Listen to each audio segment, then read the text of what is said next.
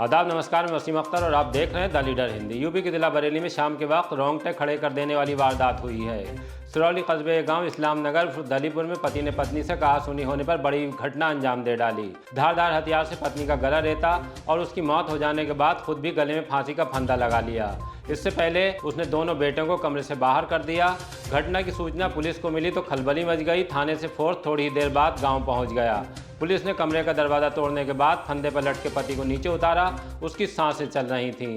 उसे फौरन ही एम्बुलेंस बुलाकर अस्पताल भेजा गया। उसके बाद घटना को लेकर पूछताछ शुरू कर दी। फांसी लगाकर जान देने का प्रयास करने वाले 25 वर्षीय पति का नाम रामेश्वर दयाल उर्फ मैकूलाल है। वो मजदूरी करता है, जबकि पत्नी सीमा की उम्र 22 साल थी। फिलहाल घटना के पीछे बेहद छोटी वजह सामने आई है। पत्नी दीपावली पर मायके जाने की जिद कर रही थी। पति को ये नागवार गुजरा और उसने इतना बड़ा कदम उठा लिया।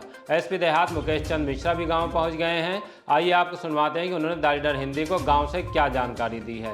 आज दिनांक 14 नवंबर को दोपहर लगभग 3 बजे सूचना प्राप्त हुई कि थाना सिरौली के ग्राम इस्लाम नगर उर्फ दलीपुर में एक 30 वर्षीय विवाहिता जो 2 बच्चों की मां भी हैं, उनके पति ने उनकी गला काट के धारदार हथियारों से हत्या कर दी है और स्वयं भी उसी कमरे में एक फांसी का फंदा बना के उससे लटक गया है।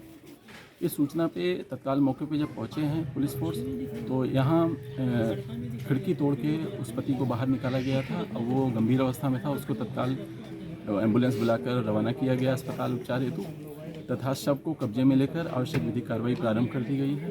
परिजन आ गए हैं। परिजनों से सूचना प्राप्त कर मुकदमा दर्ज किया जा रहा है और इसमें शीघ्र ही आवश्यक विधिक कार्रवाई कंप्लीट की जाएगी।